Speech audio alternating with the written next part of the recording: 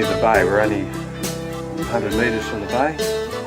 Just over here, it's a marine sanctuary area. There's a big mangrove point there. It's very old mangroves.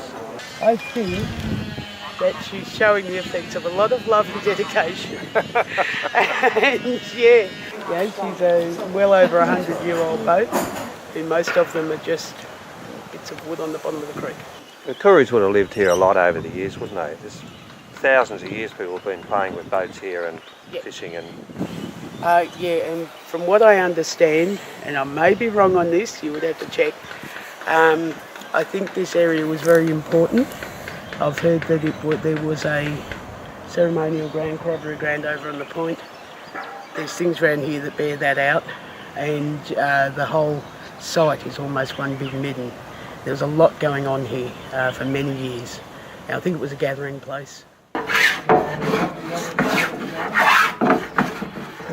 The timber comes from a specialist timber supplier in Sydney called Lanagoats, but it's sourced from Fiji, the Pacific Islands.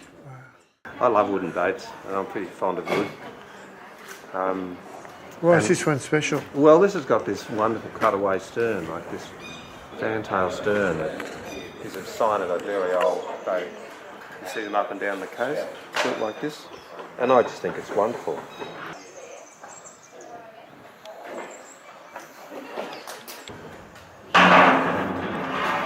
Right, this is the drive shaft going in here, which will drive the propeller. Brand new, Barry. Brand new. Yeah. Oh, Stan's he's been putting a new a temporary clamp.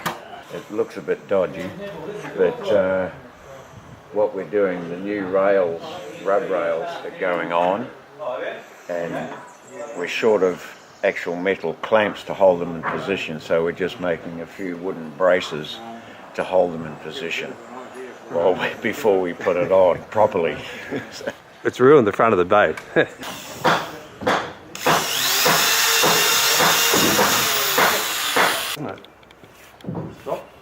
has dropped.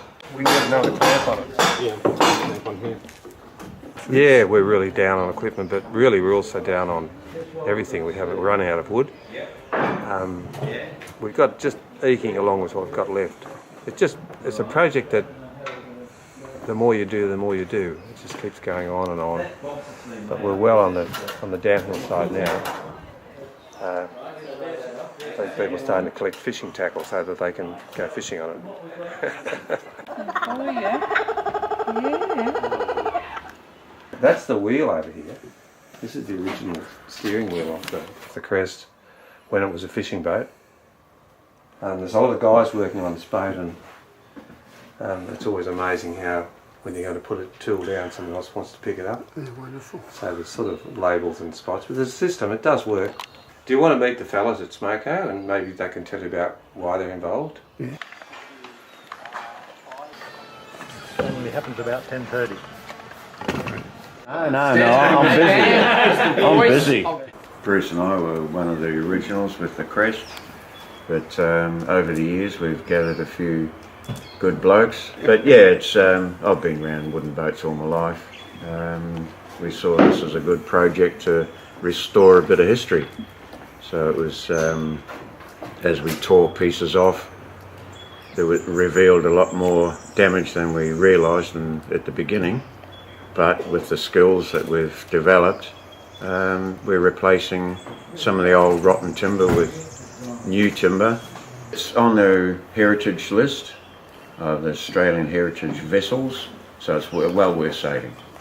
Mark over here's worked on another boat called the Kingfisher. I sort of live alone and needed to get out because I'm a bit of a person who hides a bit.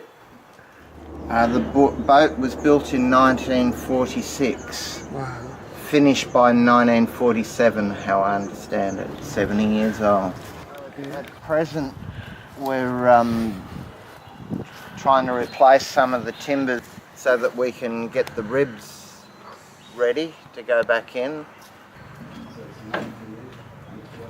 As you can see inside the boat, we've got the two new ribs which in the original days the ribs would have been whole like this, and that's what we're attempting to replace all the joined ribs.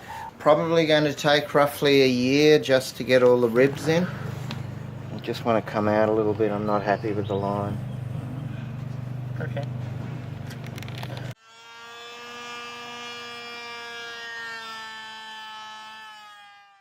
Barry's one of our very skilled woodworkers.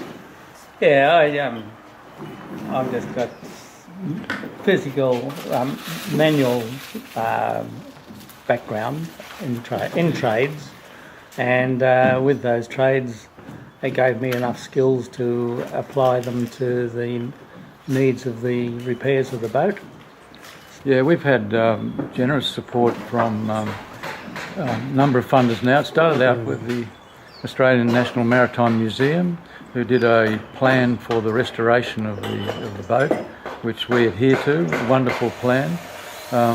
Then we got substantial funding from the IMB Bank, and subsequently we've had funding from the Bedigo Bank.